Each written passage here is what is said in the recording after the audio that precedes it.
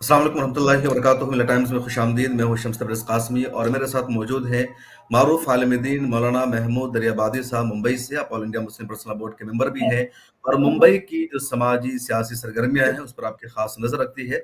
इस वीडियो में, इस इंटरव्यू में जानेंगे कि मुंबई में जो अलायंस था इंडिया गठबंधन का, कैसा रहा, बीजेपी की क्या सूरत हाल है।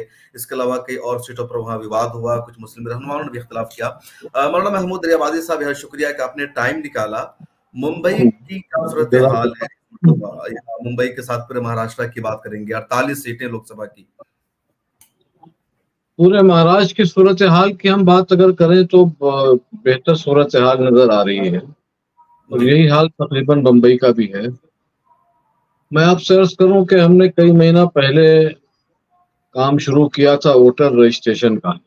जी। तकरीबन हमने इस दौरान तकरीबन 70 से 75,000 नए वोटर्स का रजिस्ट्रेशन करवाया। उसमें कुछ लोग वो भी थे जिनका नाम पहले था, बाद में वो नाम किसी वजह से कट गया, उनकी गलती या इलेक्शन कमीशन की गलती या जिसकी भी गलती से। उस सारे मुख्तलिफ इलाकों में काम हुए, मुस्लिम इलाकों में और दूसरे इलाकों में। तो उसकी वजह से एक बेदारी पैदा हो गई थी और बहुत सारी मीटिंगें छोटी बड़ी ली गई, क्योंकि हम लोग बराह रास्त सियासत में शामिल नहीं है तो खुले स्टेज पर हम लोग तो आते नहीं, लेकिन इनफरादी तौर पर जो हिदायत दी जा सकती थी वो दी गई।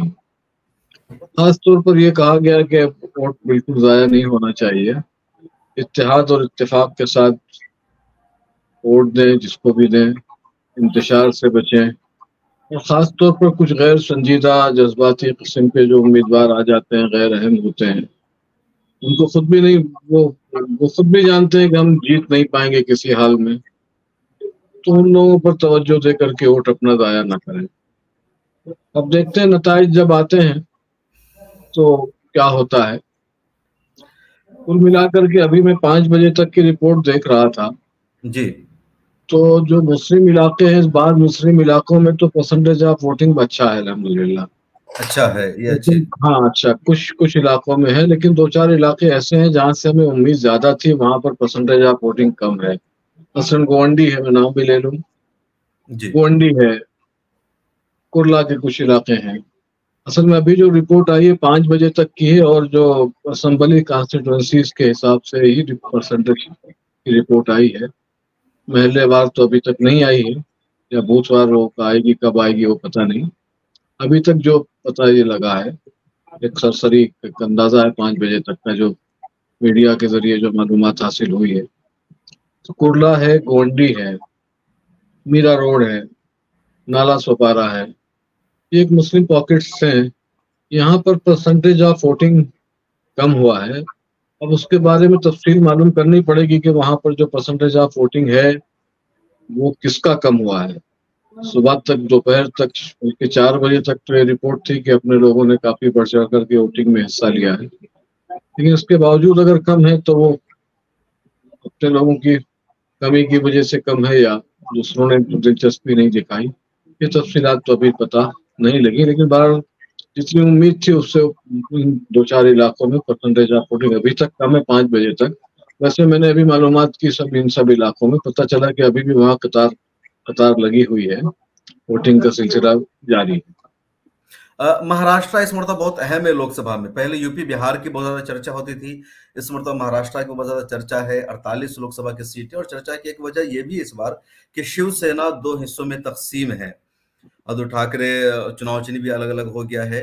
तो जो शिवसेना का वोटर था, जो उनका वोट बैंक था, क्या वो उद्धव ठाकरे के साथ है या शिंदे ग्रुप के साथ है? क्या सूरत हाल है वहां की?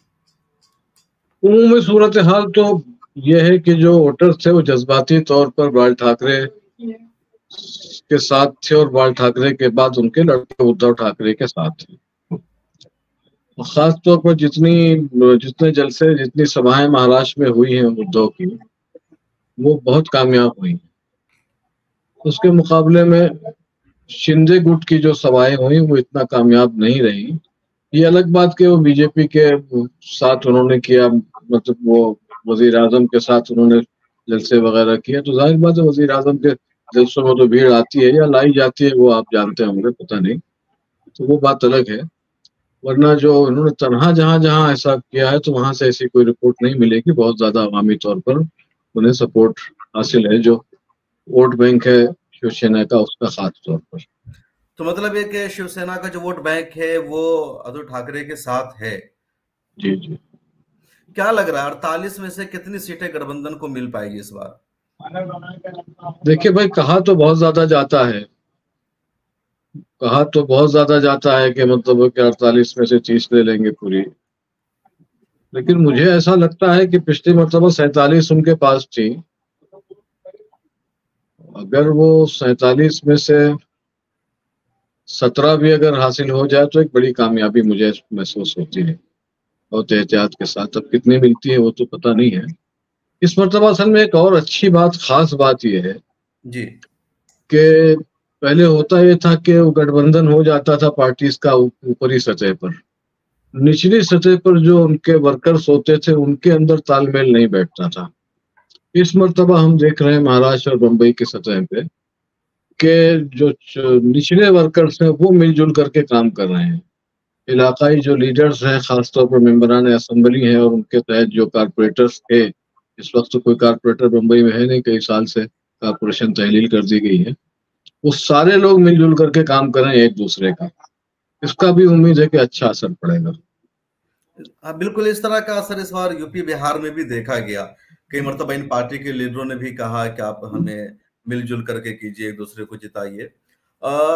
एनसीपी के जो अजीत पवार अलग हो गए चचा से, उसका क्या मामला है? जो एनसीपी का वोट बैंक है वो किधर है इधर?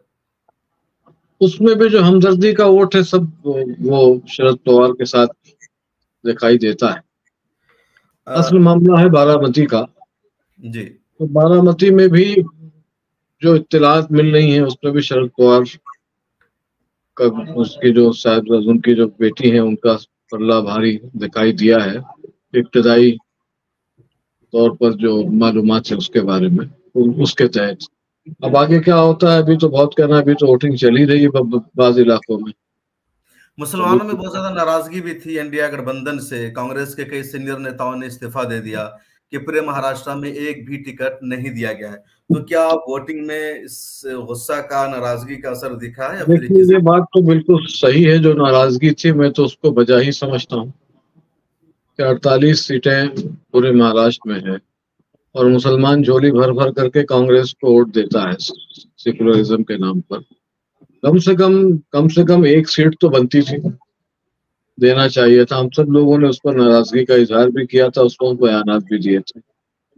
लेकिन कुल मिलाकर के मुल्क की जो सूरत हाल है उसके तहत सारे लोग तकरीबन कन्विंस हैं कि ऐसी तब्दीली आनी चाहिए जो जहां सबके साथ इंसाफ किया जा सके। अच्छा, महाराष्ट्र में वैसे कौन सी सीट ऐसी है जहां मुसलमानों को टिकट मिलना चाहिए? देखिए, कई सीटें हैं महाराष्ट्र की। साउथ सेंट्रल मुंबई है। जी। उससे पहले मुझे याद पड़ता है कि जब समाजवादी का मुंबई में जोर था जिस जमाने में, तो वहां से सुहेल लोखंडवाला को टिकट दिया गया था। अब असल में बहुत कुछ नई हदबंदियां हो गई हैं। हाँ, इधर से उधर कुछ डिलिमिटेशन कुछ चलता हो रहता है। गई, कुछ वो कुछ एक नई सीट भी असल में पैदा हो गई है। पहले 6 सीटें थी, अब वो मजाफात और कुछ इलाके मिला करके एक सीट और उन्होंने बढ़ा दी है। तो मैं उस जमाने की बात करता हूँ, उसके बाद से तो फिर किसी ने दिया ही नहीं, हिम्मत ही नहीं की है। तो उसमें जो वो शिकस्त उनकी हुई थी कुल 83 वोटों से हुई थी। 83 वोटों से ओनली? 83 वोट से। ये किस साल की बात है ये? ये हमारे ख्याल से वो जब वो बोला वो समाजवादी का उरूज था यूपी में भी और यहाँ वो महाराष्ट्र में भी तकरीबन तो 1999 का जमाना होगा मेरे ख्याल में, वही या वो तारीख है 96 सर। या 99 चुनाव उस था। जमाने में मतलब यहाँ बम्बई में समाजवादी की तीन वो आए थे, एमएलए आए तीन थे, और एमएलए। 22 कारपोरेटर्स अच्छा, बम्बई में से, 22। 22 कारपोरेटर्स। जी जी। उस जमाने की मैं बात बता रहा हूँ।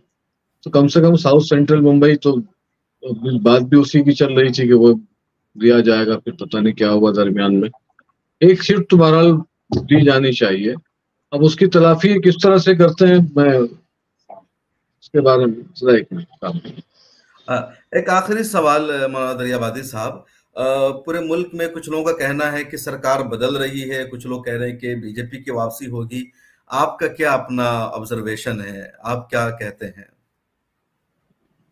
भाई हम बहुत ज्यादा तो सियासत पर मतलब इस हद तक तो नजर नहीं रखते कि पेशेंट गोई कर सके, लेकिन जो सुबह शाम जो मीडिया देखने से अंदाजा होता है, खासतौर पर वो मीडिया जो अब तक एक तरफा रिपोर्टिंग कर रहा था, और उसमें वो जो जो एक्सपर्ट्स आते थे, खासतौर पर एक तो वो लोग हैं जो ओपिनियन पोल वगैरह भी किया करते थे। कल ही एक साहब कह रहे थे कि अब हवा बदल रही है, पहले 400 की बात थी, फिर 370 आई, अब 270 तक बात पहुंच गई है। तो इससे लग रहा है कि उन्हें भी अंदाजा है कि हवा में तब्दीली तेजी से आ रही है। अब उन्होंने ये भी कहा था कि अभी देखना है कितनी शाखें टूटती हैं, कितने पत्ते गिरते हैं, या पूरा पेड़ ही उखड़ जाता है, ये उनके जुमले से। एक और बात कुछ लोगों के जहन में है कि जिस तरह पीएम मोदी ने एंटी मुस्लिम बयान बहुत सारे दिए, उन्होंने रिजर्वेशन को लेकर के घुसपैठिया, या कांग्रेस ने ऐसा कहा था कि मुसलमानों का हक है, मुस्लिम लीडरशिप ने इस पर कोई रद्द अमल नहीं दिया, कुछ कहा नहीं गया। क्यों खामोशी इतनी क्यों रही? अच्छी पॉलिसी थी, अच्छी पॉलिसी थी, और उसका एक असर पड़ा है। इस आपकी नजर बहुत ज्यादा होगी, पूरे मुल्क पर होगी। आप देखें, बहुत कोशिश हुई फिरका वाराना तौर पर इस इलेक्शन को करने की, हिंदू मुस्लिम करने की, लेकिन वो कोशिशें कामयाब तो नहीं हुई, बिल्कुल, अब तक कोशिश नहीं बहुत हुई, हुई और बंदोबस्त इंशाल्लाह करने आइंदा भी की, नहीं हो वो पाएगी। कामयाब नहीं हो रहे। इसलिए कि अब लोग समझ गए हैं कि असल मसला हिंदू मुस्लिम का नहीं है, असल मसला दूसरा है। बहरहाल फिर भी कुछ कोर वोटर्स होते हैं हर पार्टी के, अब कितने हैं वो तो नतीजे आने के बाद जाहिर होगा। लेकिन एक बात और है, जी। एक बात और है कि जितने लोग से मुलाकात कीजिए, सब कहते तो हैं कि हवा बदल रही है, लेकिन दिल में एक शक है, एक शंका जिसको कहते हैं हिंदी में, वो है कि कुछ आखिर मौके पर कुछ हो सकता है, ईवीएम या किसी तरह से। अब ये शक भी दूर करना चाहिए, इलेक्शन कमीशन की जिम्मेदारी है, हमारे सुप्रीम कोर्ट की जिम्मेदारी है। इतना बड़ा इलेक्शन हो रहा है, इतने बड़े मुल्क का हो रहा है, तो आवाम को मुतमईन करना चाहिए, ताकि लोगों को पता चले वाकई ट्रांसपेरेंसी के साथ इलेक्शन हुआ है। वो क्यों नहीं कर रहे हैं, क्या वजह है, भाई ये लोग तो बहुत बड़े लोग जानेंगे इसको, लेकिन बिल्कुल, एक आवाम को आम मुतमईन लोगों करने के की ज़हनों जरूरत में सवाल है कि है। ट्रांसपेरेंसी नहीं है, कुछ बेईमानी हो सकती है, ईवीएम को लेकर के लोगों में शक है, और आप एक मांग कर रहे हैं कि इलेक्शन कमीशन ऑफ इंडिया को अवाम को एक भरोसा दिलाना चाहिए कि इलेक्शन साफ शफाफ मूड में चल रहा है। मतलब उसमें देखिए साफ बात, मतलब ये कि कम से कम 50% जो वीवीपैट जो है, जी, उसकी गिनती तो उनको करानी चाहिए। वो तो मांग हुई थी, सुप्रीम कोर्ट ने खारिज कर दिया हाँ, वो उसको सुप्रीम कोर्ट ने भी खारिज कर दिया, तो हमारा मुतालबा सुप्रीम कोर्ट से भी है ना, जी, कि लोगों के जो दिलों के अंदर एक बहुत बड़ी तादाद है, ऐसा नहीं कि बहुत कम, थोड़ी सी तादाद है लोगों के दिलों में जो किसी भी तरह का शक है, तो उसको ट्रांसपेरेंसी लानी चाहिए। ये मुल्क के लिए बेहतर है। आइंदा जो हुकूमत होगी, वो जाहिर बात है अगर ट्रांसपेरेंसी के साथ आती है तो उसको मजबूती मिलेगी, इस्तेकाम मिलेगा। अगर शक व शुबहे के साथ आती है तो वो पूरा उसमें उसकी उसको इतनी मजबूती दोबारा नहीं मिलेगी। बिल्कुल। तो बहुत शुक्रिया मौलाना महमूद दरियाबादी साहब, आप मुंबई के मारूफ आलिम दीन हैं, वहाँ की हर तरह की सरगर्मियों में एक्टिव रहते हैं, और ऑल इंडिया उलमा काउंसिल के आप जनरल सेक्रेटरी हूँ। जनरल सेक्रेटरी हैं, लगातार इस तरह के इश्यूज पर बातचीत करते हैं। तो बहुत शुक्रिया, आपने वक्त निकाला और हमारे साथ बातचीत की। आपका आप भी लोग शुक्रिया, आपने साथ में वक्त दिया, जज़ाकल्लाह।